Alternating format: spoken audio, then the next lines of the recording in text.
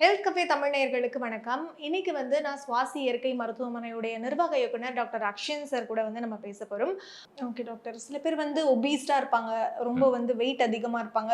சில பேர் pre diabetes கண்டிஷன்ல இருப்பாங்க. சில பேர் ஐயோ எனக்கு சுகர் வந்துருமோ, எங்க அப்பா அம்மாவுக்கு இருக்கு, எனக்கும் வந்துருமோ ஒரு பயம் இருக்கும். ஸோ இது வராம தடுக்கிற மாதிரியான சிகிச்சைகளும் இருக்கா சார் உங்ககிட்ட? இல்லை, நிச்சயமாக நாங்கள் அந்த விழிப்புணர்வில் தான் மக்களுக்கு கொடுத்துக்கிட்டு இருக்கிறோம். ஏன்னா இப்போ ஒரு வீட்டில் அப்பா அம்மா டயபெட்டிஸ் பாதிக்கப்பட்டாங்க. நீங்கள் எப்படியாவது ஒரு மருந்தோ மாத்திரையோ எடுத்து நல்ல மருத்துவமனையிலையோ நல்ல மருத்துவர்கிட்டையோ நல்ல மருந்தையோ வாங்கி சாப்பிட்டு உங்கள் டயபெட்டிக்கை கட்டுப்பாட்டிலேயே வச்சுக்கணும் அப்படின்னு சொல்லி நீங்கள் நினைக்கிறீங்க. ஆனால் பட் இங்கே இன்னொரு விஷயம் என்ன நடந்துக்கிட்டு இருக்குது அப்படின்னு சொல்லி சொன்னோம்னா, இது ஜெனட்டிக்காக வருது, அடுத்து உங்களுடைய பையனுக்கு வரும், பேரனுக்கு வரும் அப்படின்னு சொல்லிட்டு இது போயிட்டே இருக்குது. அப்போ நீங்கள் முதல்ல மெயினாக கவனிக்க வேண்டிய விஷயமே, முதல்ல ஒவ்வொரு பேரண்ட்ஸும் நம்மளுடைய குழந்தைகளுக்கு வராமல் தடுக்கிறது எப்படின்னு சொல்லிட்டு அதை கற்றுக் கொடுக்குறதுல போகணும், அந்த விழிப்புணர்வுக்குள்ளே போகணும். அதை நாங்கள் இங்கே நம்மளுடைய சிகிச்சை மையத்தில் கொடுக்குறோம். அதுக்கும் கால் பாதத்தில் சிகிச்சை கொடுத்து அந்த மூல ஆர்கனை பலப்படுத்தி வச்சுக்கிறோம். சரிங்களா? அப்போ ஏன்னா உள்ளுக்குள்ளே ஒரு நோய் வருதுன்னா அதை அழிக்கிறதுக்கும் நம்ம உடம்புக்குள்ளே அதற்கான சக்தி இருக்குது, தன்மை இருக்குது. அதுக்கு ஒரு ஆர்கன்லாம் இறைவன் கொடுத்துக்கிறாரு. அவங்க பலமாக இருந்தால் ஆட்டோமேட்டிக்காக உள்ளே பார்த்தீங்கன்னா கிளியர் பண்ணிடுவாங்க. இந்த கழிவு நீக்கம் அப்படின்றதுல மேலே நம்ம மக்கள் கவனம் செலுத்துறதே இல்லை. அப்போ கழிவு நீக்கத்தை பார்த்தீங்கன்னா அவர்களுக்கு ரொம்ப சூப்பராக பாடமாகவே கற்றுக் கொடுக்குறோம். நீங்கள் உங்கள் லைஃப் ஸ்டைலில் நீங்கள் கொண்டு போகணும் அப்படின்னு சொல்லிட்டு அதை கடைபிடிக்க வைக்கிறோம். இதை அவர்களுடைய குடும்பத்துக்கும் கடைபிடிக்க வச்சு வராமல் தடுக்கக்கூடிய ஒரு வேலையும் பண்ணிட்டு இருக்கோம். நிறைய பேருக்கு வருஷமாவது ஒரு வாட்டியாவது டெஸ்ட் எடுக்கணுன்ற அந்த அவேர்னஸே இல்லை. ஏன் அவேர்னஸ் இல்லை அப்படின்னா, இன்னைக்கு மருத்துவ செலவுகள் அதிகமாயிருச்சுன்றது இன்னைக்கு எல்லா மக்களுக்கும் தெரிஞ்ச ஒரு விஷயமாயிருச்சு. அதனால அவசியம் பார்த்தீங்கன்னா நம்ம வருடம் ஒரு முறை செக்கப் எடுத்துக்கிறதுல தப்பே கிடையாது. செக்கப் எடுத்து இருக்குதுன்னு தெரிஞ்சிச்சுன்னா லைஃப் ஸ்டைலை மாற்றினா மட்டுமே போதும், கிளியர். ஏன்னா நீங்கள் ஒவ்வொரு முறையும் செக்கப் எடுக்கப்படும் பொழுதும் உங்கள் உடம்புல இருந்து ரத்தத்தில் தான் செக் பண்ணுறாங்க. ரத்தம் ஒரே மாதிரியாக இருக்காது, வித்தியாசப்படலாம். அதனால் இன்றைக்கி எடுத்தது தான் எனக்கோட ப்ராப்ளம்னு சொல்லிட்டு முதல்ல பயப்படக்கூடாது. இது நாளுக்கு நாள் மாறுபடும் அப்படின்றத நம்ம மைண்ட் செட் பண்ணுங்கள். அது ஒரு மாதம் கழிச்சு நீங்கள் போய் எடுத்து பாருங்கள், நார்மலாக இருக்கலாம். நீங்கள் ஒன்றும் பெருசாக எதுவும் பண்ணிக்க தேவையில்லை. நீங்கள் நார்மலாக உணவு முறைகளை கொண்டு போயிருந்தாலே போதும். அப்போ ஒரு விழிப்புணர்வு அந்த இடத்துல நமக்கு வரணுமே தவிர அதை பார்த்து பயப்படக்கூடாது. ஓகே டாக்டர், அந்த காலத்துலலாம் விவசாயம் பண்ணுறவங்க காலையில் 3 மணி 4 மணிக்கு எழுந்திரிச்சு 6 மணியோட வேலை முடிச்சுக்கிட்டாங்க. அதுக்கப்புறம் ஒரு பேங்க் எம்ப்ளாயி நார்மலாக காலையில் 10 மணிலேருந்து 6 மணியோட முடித்தாங்க. இப்போ ரொம்ப கௌரவமான வேலையாக சொல்லப்படுற ஐடியில் இருக்கவங்க நைட் ஷிஃப்ட் தான் வேலை பார்க்குறாங்க. ஸோ நைட் ஷிஃப்ட் வேலை பார்த்தாலே டாக்டர்ஸ் நிறைய பேர் என்ன சொல்கிறாங்கன்னா, உங்களுக்கு எல்லா வகையான நோயும் உங்களுக்கு வரதுக்கு வாய்ப்பு இருக்குது. பட் இது ஒரு ட்ரேட் மாதிரி அவங்க மாட்டிக்கிட்டாங்க இல்லையா? ஸோ இந்த மாதிரியான விஷயத்துலேருந்து வெளியவும் வர முடியாது. ஸோ இந்த மாதிரி மற்ற நோய்கள்லேருந்து எப்படி அவங்க தற்காத்துக்கலாம்? ஒரு அடைச்ச ரூம் 10க்கு 10 ரூமில் அடைச்ச ரூமில் ஒரு கம்ப்யூட்டருக்கு முன்னாடி ஏசியை போட்டு அது இரவும் பகலும் ஒர்க் பண்ணுற மாதிரியான ஆகிப்போச்சு.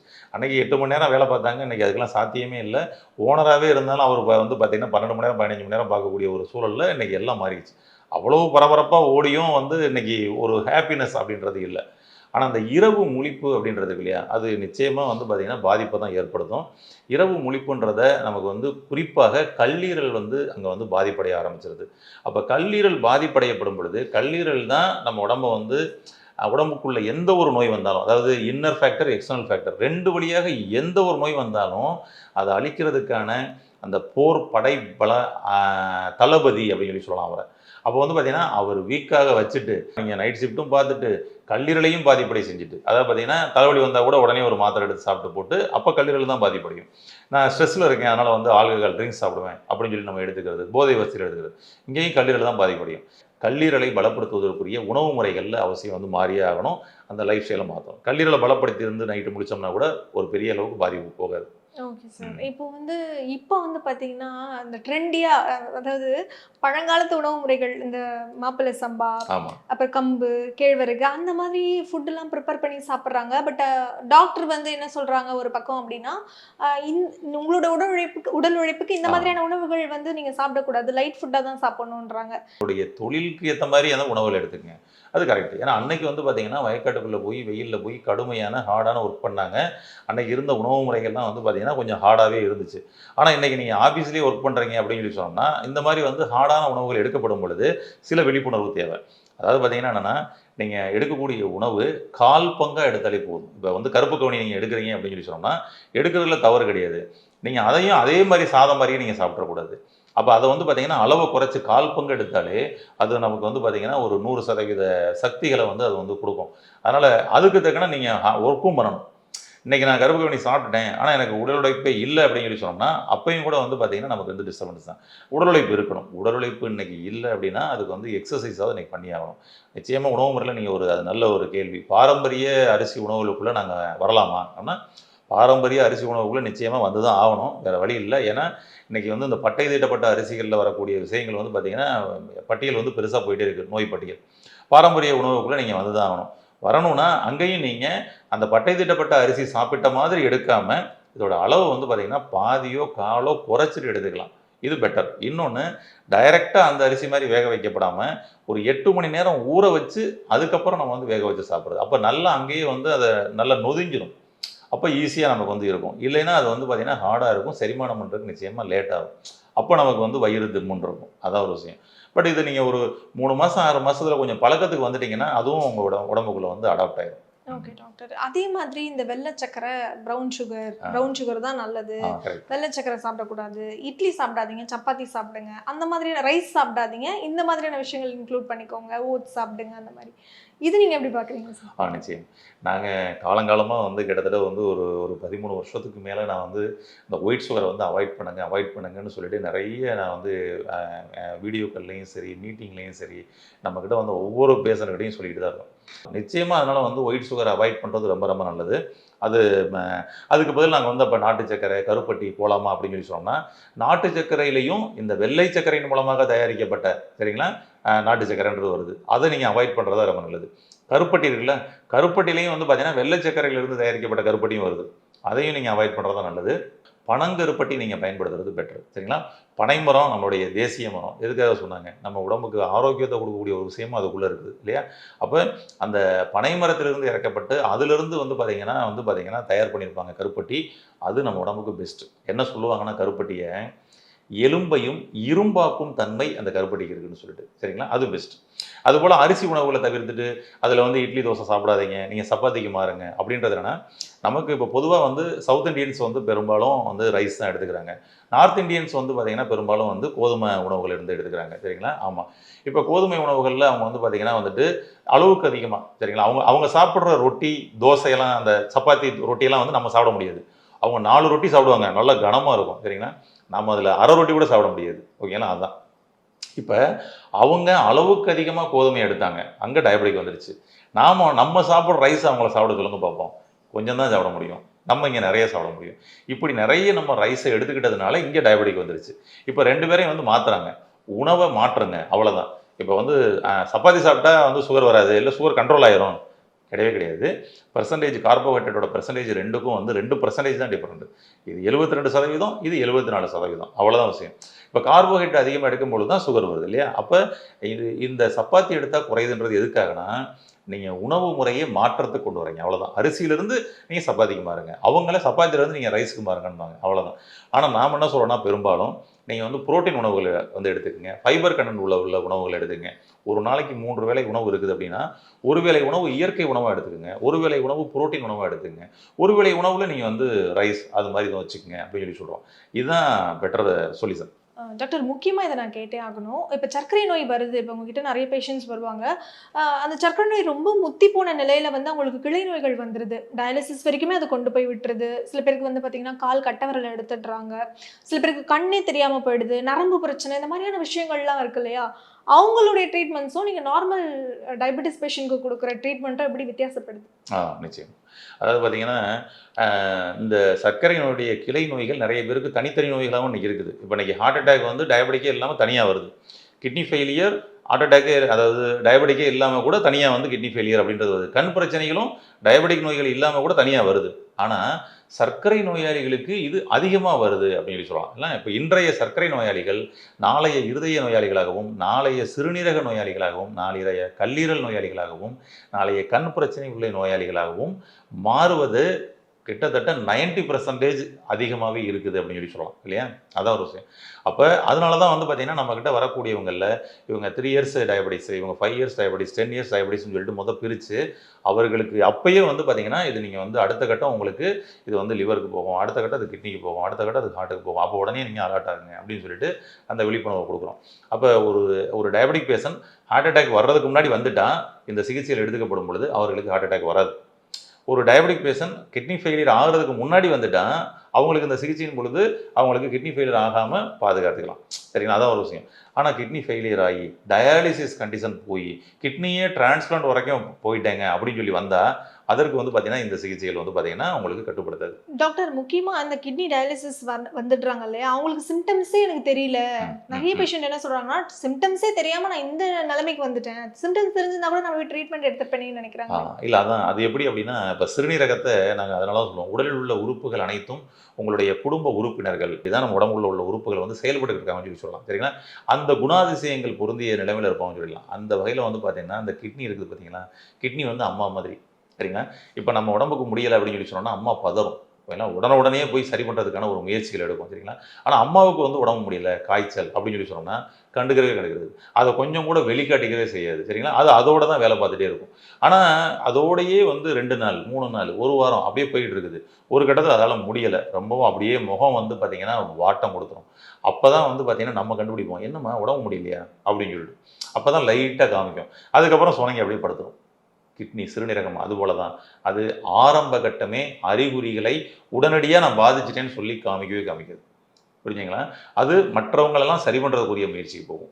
சின்ன சின்ன அறிகுறிகள் மட்டும் லேசாக வெளியே தெரியும். இப்போ அம்மாவங்களுக்கு வந்து இப்போ ஒரு அரை மணி நேரத்தில் ஒரு விஷயத்தை பண்ணுறாங்க அப்படின்னு சொல்லி சொன்னோம்னா அது ஒரு 3/4 மணி நேரம் ஆகும்.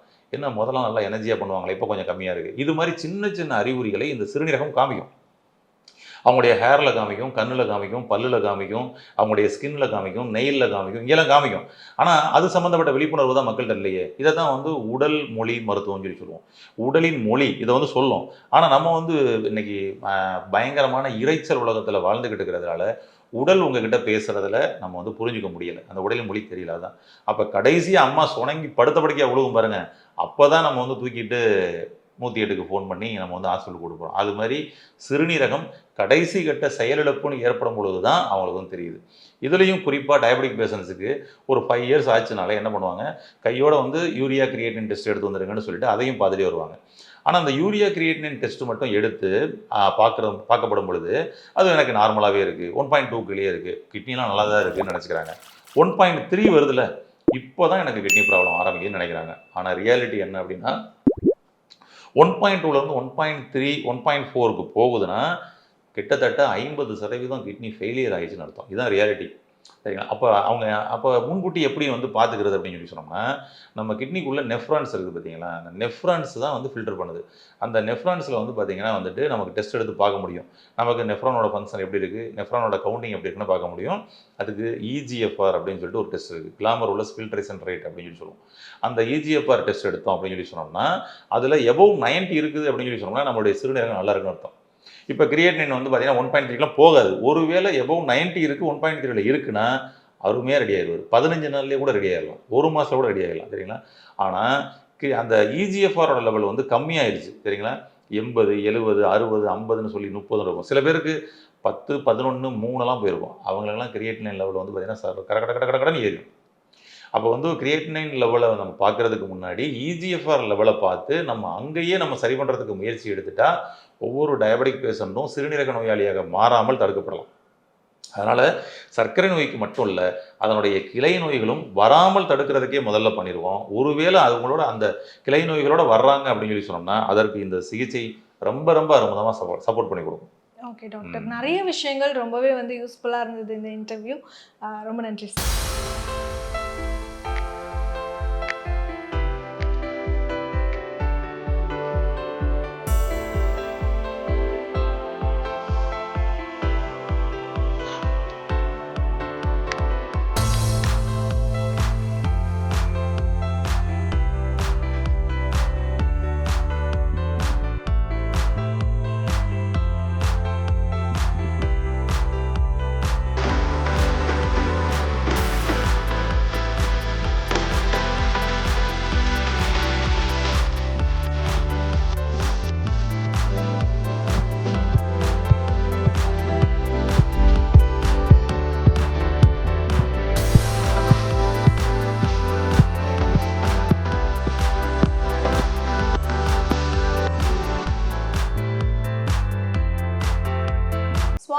டயபெட்டிஸ் இயற்கை மருத்துவமனையுடைய சீஃப் டாக்டர் டாக்டர் பிரீதா அவர்கள் இருக்காங்க. நிறைய விஷயங்கள் டயபெட்டிஸ் சம்மந்தமா பேசலாம். வணக்கம் டாக்டர். டாக்டர், இப்போ வந்து உங்க கிளினிக்ல பார்த்தேன். பேஷண்ட்ஸ் எல்லாமே வந்துட்டு பாதகூசா, அந்த வருமா இந்த மாதிரியான ட்ரீட்மெண்ட்ஸ் எடுத்துட்டு வராங்க. இதுடைய இம்பேக்ட் எப்படி இருக்கு? ட்ரீட்மெண்ட் சொல்றேன், சர்க்கரை நோயிலேருந்து வெளிவரத்துக்கு. பெரும்பாலானோர் வந்து முதல் சிட்டிங் எடுத்த உடனேவே அவங்களுக்கு பாடி ரிலாக்ஸேஷன் நல்லா இருக்குன்னு சொல்லுவாங்க. மைண்ட் ரிலாக்ஸேஷனும் நல்லபடியாக இருக்கும்.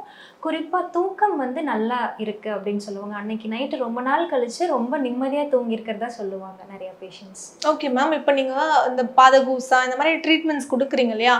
இப்போ சர்க்கரை நோயாளி வராங்கன்னா இத்தனை வாட்டி பண்ணணும், அந்த மாதிரியான இதெல்லாம் இருக்கா? ஆமாம், இப்போ வந்து நமக்கு டைம்னு பார்த்தா 120 நாள், வாரத்துக்கு ஒரு வாட்டி நம்ம பண்ண வேண்டியிருக்கும். 16 வாரங்கள் நம்ம வர சொல்லுவோம். 16 சிட்டிங் எடுத்தாங்கன்னா எதுக்காக இந்த 16 சிட்டிங் அப்படின்னு நம்ம கேட்டோம்னா, பொதுவாக இப்போ பேன்க்ரியாஸ் வந்து உங்களுக்கு ஃபங்க்ஷனிங் கம்மியாக இருக்குது. சேம் அசோசியேட்டடாக லிவர் ஃபங்க்ஷனிங், கிட்னி ஃபங்க்ஷனிங் எல்லாமே மோஸ்ட்லி குறைவாக தான் இருக்கும். அந்த ஆர்கன் வந்து நார்மல் ஃபங்க்ஷனிங் நம்ம ரீஸ்டோர் பண்ணுறதுக்கான டியூரேஷன் வந்து 120 டேஸ் ஆகும். அதுக்காக தான் கண்டினியூஸாக நம்ம வர சொல்கிறோம் அவங்கள. ஓகே மேம், இப்போ வந்து நீங்கள் வந்து ட்ரீட்மெண்ட்ஸும் ஒரு பக்கம் கொடுத்துட்டு வரீங்க. இப்போ நீங்கள் சித்த மருத்துவர், மெடிசன்ஸ் வந்து பர்சன் டு பர்சன் மாறும் அப்படின்னு நம்ம டாக்டர் சொல்லியிருந்தாரு. ஸோ ஒரு பர்சனுக்கு ஏற்ற மாதிரி நீங்கள் மெடிசன்ஸ் மாற்றுவீங்களா? வேறு என்னென்ன விஷயங்கள் இருக்குது மேம் இதில்? கண்டிப்பாக மெடிசன்ஸும் சேஞ்ச் ஆகும் உங்களுக்கு. இப்போ சித்த மருத்துவத்தை பொறுத்த வரைக்கும் வாத பித்த கபம் வந்து நம்ம பார்ப்போம். பித்தம் அதிகமாக இருக்குது அப்படின்னா மருந்துகளும் அதுக்கு ஏற்ற மாதிரி தான் நம்ம கொடுப்போம். ப்ளஸ் லைஃப் ஸ்டைல் சேஞ்சஸ் வந்து அவங்களுக்கு நம்ம சொல்லுவோம். அந்த பித்தத்தை எப்படியெல்லாம் குறைக்கணும், தூக்கம் என்ன மாதிரி தூங்கணும், உணவு வகைகள் எப்படி எடுத்துக்கணும், எந்த டைமில் எடுத்துக்கணும்னு நம்ம எல்லாமே அவங்களுக்கு அட்வைஸ் பண்ணுவோம். ஓகே மேம், இப்போ ஆல்ரெடி வந்து நான் 10 வருஷமா சுகர் மாத்திரை போட்டுட்ருக்கேன், எனக்கு இயற்கையாக சரி பண்ணணும்னு ஆசைப்பட்றேன்னு உங்களை ரீச் பண்ணுறாங்க அப்படின்னா, அந்த மெடிசனை இப்போ ஸ்டாப் பண்ணி திடீர்னு அவங்களுடைய பாடியோட இது சேஞ்சஸ் தெரியுது இல்லையா? அதனால சிம்டம்ஸ், சைட் எஃபெக்ட்ஸ்லாம் வரும் இல்லையா?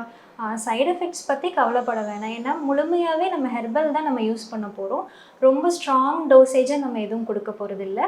ப்ளஸ் பிளட் செக் பண்ணிவிட்டு சுகர் வேல்யூ எவ்வளோ இருக்குது அப்படின்னு பார்த்துட்டு அதுக்கேற்ற டோசேஜ் மட்டும்தான் நம்ம கொடுக்க போகிறோம். இப்போ ஒரு 10 இயர்ஸ் இருக்குதுன்னு வச்சுக்கோங்களேன் அவங்களுக்கு சுகர். ஈவன் அவங்க மாத்திரைகள் எடுத்துகிட்டு இருக்கலாம், அப்படி இல்லைன்னா இன்சுலினுமே எடுத்துகிட்டு இருக்கலாம். இனிஷியல் ஸ்டேஜில் ரெண்டுமே சேர்த்து எடுக்கிற மாதிரி இருக்கும். அலோபதி மெடிசின்ஸும் அவங்க எடுக்கணும், நம்ம மெடிசின்ஸும் சேர்ந்து எடுக்கணும்.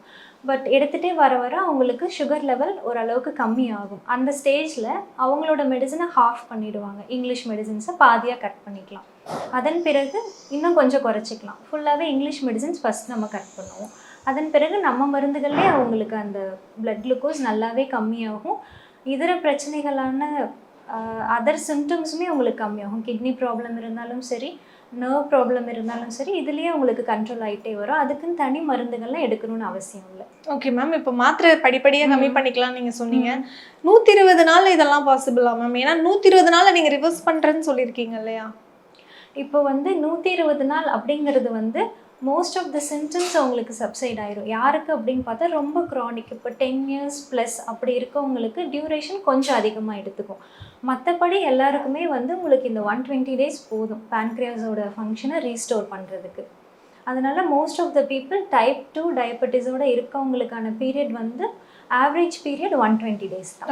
ஓகே மேம், இப்போ வந்து மற்ற கிளை நோய்களோடு இருப்பாங்க, அவங்களுக்கு கிட்னி ப்ராப்ளமும் இருக்கும், அட் த சேம் டைம் டயபெட்டிஸும் இருக்கும், நர்வ் ப்ராப்ளம் இருக்கும், கண்ணு சரியாக தெரியாது, இப்படி எல்லாமே மல்டிபிள் பிரச்சனை இருக்கிறவங்களுக்கு உங்களுடைய ட்ரீட்மெண்ட் அந்த 120 டேஸ் போதுமா, இல்லை எப்படி மேம் அது கண்டினியூ பண்ணுறது? அது எந்த அளவுக்கு பிரச்சனை இருக்குதுன்னு ஃபஸ்ட்டு அனலைஸ் பண்ணுவோம். சிலருக்கு வந்து நரம்பு பாதிப்புகள் பார்த்தோம்னா ஒரு அளவுக்கு தான் இருக்கும், ரொம்ப கம்மியான அளவுக்கு தான் இருக்கும். அவங்களுக்கு வந்து இந்த சுகர் மெடிசின்ஸே போதும். அவங்களுக்கு நரம்பு பாதிப்புகள், கிட்னி ப்ராப்ளம்ஸ் எல்லாமே ரிவர்ஸ் ஆகிட்டே வரும். சப்போஸ் டேமேஜஸ் ரொம்ப அதிகமாக இருக்குது அப்படின்னு நம்ம பார்த்தோன்னா அதுக்கான சப்போர்ட்டிவ் மெடிசின்ஸும் நம்ம கொடுப்போம். நரம்புகள் ஸ்ட்ராங் ஆகிறதுக்கும் கொடுப்போம், கிட்னி வந்து அதோட ஃபங்க்ஷனை ரீஸ்டோர் பண்ணுற மாதிரி மெடிசின்ஸும் கொடுப்போம். ஐக்கும் தனியாக மெடிசின்ஸ் இருக்குது, ரெட்டினோபதியை வந்து கிளியர் பண்ணுற மாதிரி இருக்குது மெடிசின்ஸ். ஓகே மேம், இப்போ உணவு முறைகள், இப்போ நான் நிறைய கேள்விப்பட்டேன் நீங்கள் வந்து வீட்டிலருந்தே அவங்கள வந்து ஒரு நிமிஷமும் மானிட்டர் பண்ணுறீங்க அப்படின்ட்டு. உணவு முறைகளும் நீங்கள் சொல்லுவீங்களா? வேற என்னென்ன இதெல்லாம் இதில் அடங்குது? உணவு முறைகள் கண்டிப்பாக ரொம்ப முக்கியம். அதுவும் டயபெட்டிஸ் அப்படின்னு நம்ம எடுத்துக்கிட்டோம்னா உணவு முறைகள் ரொம்ப ரொம்ப அவசியமானது. ஃபஸ்ட்டு அவங்க என்ன மாதிரி ஃபாலோ பண்ணுறாங்கன்னு நாங்கள் கேட்டு தெரிஞ்சுக்குவோம். அதில் என்னென்ன சேஞ்சஸ் எல்லாம் பண்ணலான்னு சொல்லுவோம். குறிப்பாக காலை உணவுகளை நாங்கள் மாற்ற சொல்லி தருவோம். அன்குக்டு ஃபுட்டாக முடிஞ்ச அளவுக்கு எடுத்துக்க சொல்லுவோம். அதில் என்னென்ன வகைகள்லாம் எடுக்கலாம் அப்படின்னு சொல்லி அட்வைஸ் பண்ணுவோம். குறிப்பாக தேங்காய், பழங்கள் அதெல்லாம் சாப்பிடணும், எந்த நேரத்தில் சாப்பிடணும்னு சொல்லி அட்வைஸ் பண்ணுவோம். ஓகே மேம், இதோடைய ஓவரால் ட்ரீட்மெண்ட்ஸ் பற்றி சொல்லுங்கள் மேம். நம்ம வந்து இன்டர்னல் ட்ரீட்மெண்ட் அப்படின்னா மெடிசின்ஸ், அது வந்து உள் மருந்துகள், ஹெர்பல் மெடிசின்ஸை நம்ம கொடுக்க போகிறோம். எக்ஸ்டர்னல் தெரப்பி அப்படின்னா இங்கே ஸ்பெஷலாக பாதகோசா அப்படின்னு சொல்லிட்டு நம்ம கொடுக்குறோம். முட்டிகளுக்கு கீழே உங்களுக்கு அந்த தெரப்பி இருக்கும், சரிங்களா? பாதகோசா பண்ணுறோம். அது இல்லாமல் இப்போ சுகர் பேஷண்ட்ஸ்னால் ஃப்ரோசன் ஷோல்டர் இருக்கலாம், ரொம்ப நிறைய பேருக்கு அந்த ப்ராப்ளம்ஸ் இருக்குது. அப்படின்னா லோக்கலைஸ்டாக நம்ம வர்ம முறைகளும் பண்ணுவோம், அக்குபஞ்சரும் நம்ம கொடுத்துட்ருக்கோம். ஓகே மேம், இப்போ நீங்கள் 120 நாளில் வந்து ரிவர்ஸ் பண்ணிவிடுவேன், நான் 120 பேசுகிறேன்னு நினைக்காதீங்க. எனக்கே அது ஆச்சரியமாக இருக்குது, எப்படி 120 நாளில் வந்து ரிவர்ஸ் பண்ண முடியும் அப்படின்ட்டு. உங்ககிட்ட நிறைய பேஷண்ட்ஸ் வந்திருப்பாங்க, அந்த மாதிரி அந்த 120 நாள் ரிவர்ஸ் பண்ண அனுபவம் இருக்கா? கண்டிப்பாக. ஏன்னா இன்சுலின் யூஸ் பண்ணிட்டு இருந்தவங்களே வந்து இப்போ நம்ம மெடிசனுக்கு வர அளவுக்கு வந்திருக்காங்க. அந்த இன்சுலின் ஃபுல்லாகவே கம்மி பண்ணிட்டாங்க. அவங்களுக்கு ப்ராப்ளம்ஸ் பார்த்தா முன்னாடி வந்து கால் கீழே ஊன முடியாது அவங்கனால, அவ்வளோ நர்வ் ப்ராப்ளம் இருந்திருக்கு, நம்னஸ் இருந்திருக்கு. அவங்க கால்களை அவங்கள உணர்ந்ததே இல்லை அப்படின்னு சொல்லியிருக்காங்க. இப்போ தான் எனக்கு தரையோட ஃபீலிங் வருது, தரையில் நான் என்னோட கால் படுறது எனக்கே தெரியுது அப்படின்ற மாதிரி அந்த கண்டிஷன் எல்லாம் அவங்களுக்கு ரிவர்ஸ் ஆகிருக்கு. இப்போ வரைக்குமே இன்சுலின் எதுவுமே அவங்க எடுத்துக்கல. அவங்க ஏஜ் பார்த்திங்கன்னா 60+ இருக்கும் அவங்க. அதே மாதிரி தீவிரமான கால் எரிச்சல், அதாவது தண்ணியில் வச்சா தான் அந்த எரிச்சல் கம்மியாகும் அப்படின்ற மாதிரி பேஷண்ட்ஸ் இருக்காங்க. அவங்களுக்கு படிப்படியாக நம்ம ரெண்டுமே நம்ம பண்ணுறோம் இல்லையா, லைஃப் ஸ்டைலும் நம்ம சொல்கிறோம், எண்ணெய் தேய்ச்சி குளிக்கிறது அதெல்லாம் எக்ஸ்ட்ரா ஹேபிட்ஸும் நம்ம சொல்கிறோம், மெடிசின்ஸும் நம்ம சப்போர்ட் பண்ணுறப்ப அந்த எரிச்சலெல்லாம் நல்லாவே கம்ப்ளீட்டாக அவங்களுக்கு சரியாயிடும். அவங்களும் ரிவர்ஸில் நோக்கி பயணிச்சுட்டு இருக்காங்க இப்போ. ஓகே மேம், இப்போ வந்து இந்த கான்செப்ட்லாம் வந்து எனக்கு இருக்கிற நாலேஜில் நான் சொல்கிறேன், வயசு கம்மியாக இருக்கவங்களுக்கு இது ஒர்க் ஆகும், பட் ரொம்ப ஏஜ்டு பர்சனுக்குலாமும் இது ஒர்க் ஆகியிருக்கு. அவங்கெல்லாம் சொல்கிறப்ப தான் பர்சனலாக எனக்கே ஒரு சாட்டிஸ்ஃபைட் ஃபீலிங் இருக்கும். ஓகே, நம்ம மருத்துவம் வந்து இவ்வளோ நம்ம வேந்து பார்ப்போம்ல, அந்த தருணமெல்லாம் வந்து 65-70+ எல்லாம் நம்ம சொல்கிறப்போ உண்மையிலே ரொம்ப சந்தோஷமாக இருக்கும். அவங்க என்ன ஒரு 20 வருஷம் அந்த மருந்துகளோடையும் நோய்களோடையும் போராடி அவங்களுக்கு அதோட கஷ்டம் அவங்களுக்கு தெரியும். அந்த கஷ்டத்துலேருந்து அவங்க விடுபட்டு நம்மக்கிட்ட எப்படி நான் சந்தோஷமாக இருக்கேன் அப்படின்னு சொல்கிறது நமக்கு மிகப்பெரிய சாட்டிஸ்ஃபேக்ஷனாக இருக்கும்.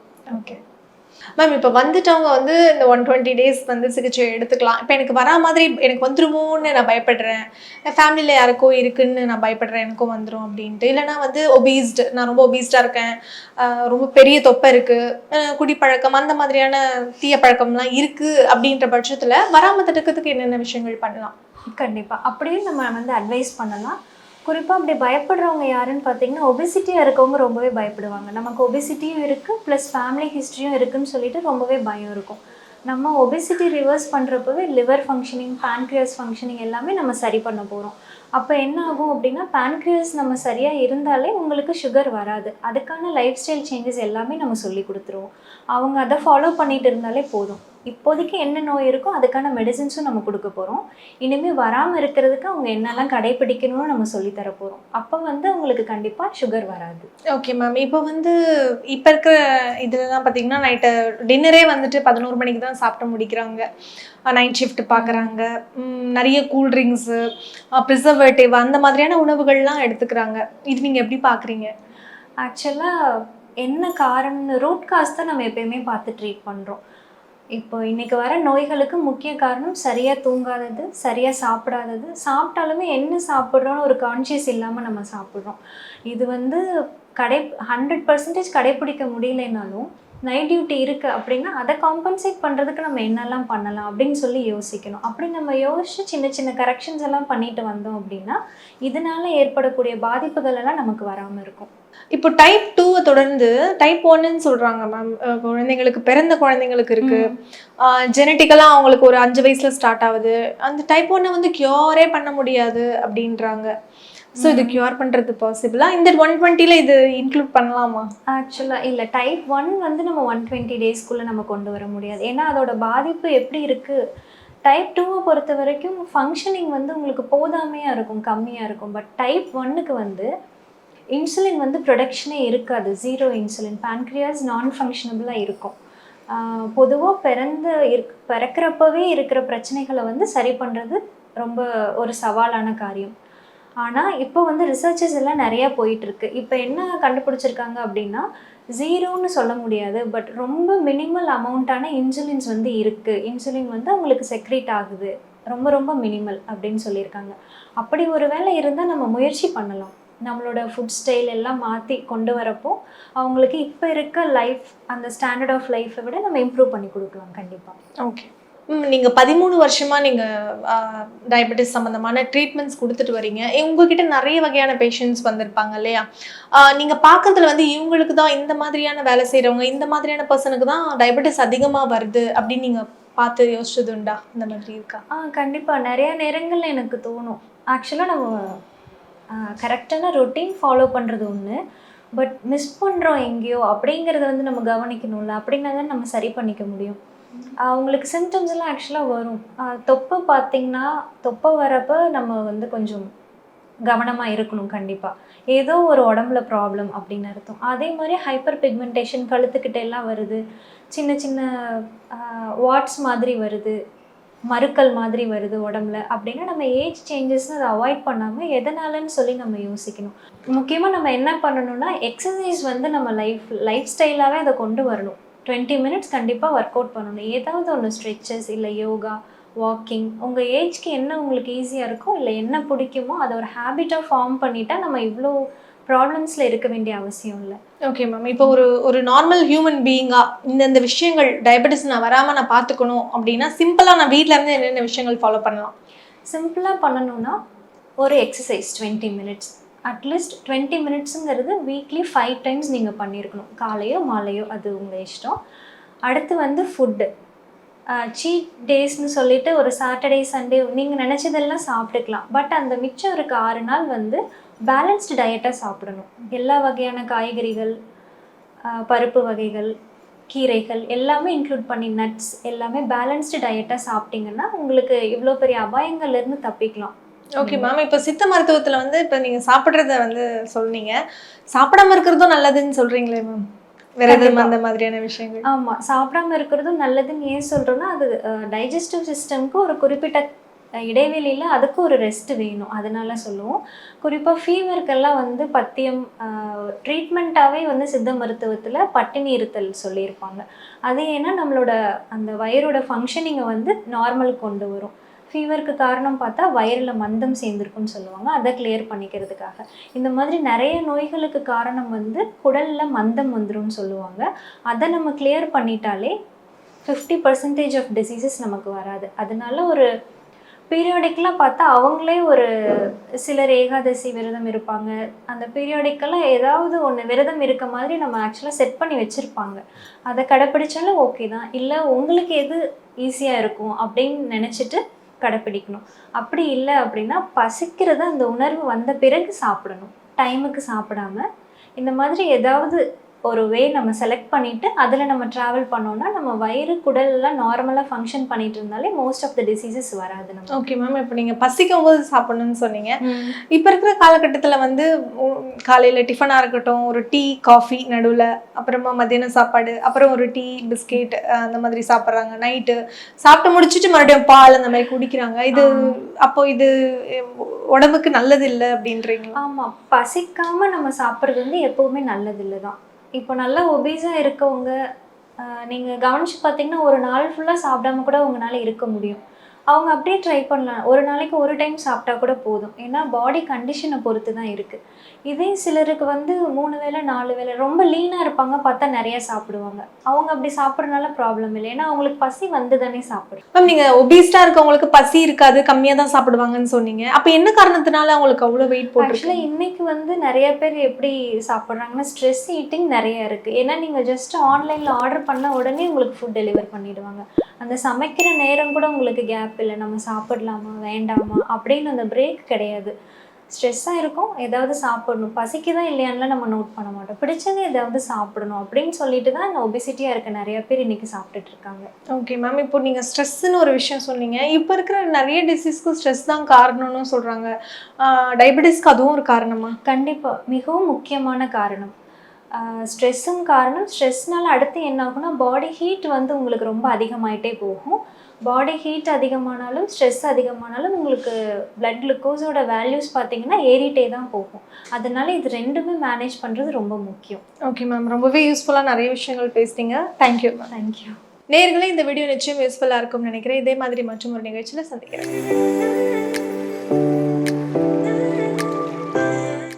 இந்த வீடியோ உங்களுக்கு பிடிச்சிருந்தா லைக் பண்ணுங்க, ஷேர் பண்ணுங்க, கமெண்ட் பண்ணுங்க. மறக்காம ஹெல்த் கஃபே தமிழ் சேனலை சப்ஸ்கிரைப் பண்ணிட்டு பெல் பட்டனை கிளிக் பண்ணிடுங்க.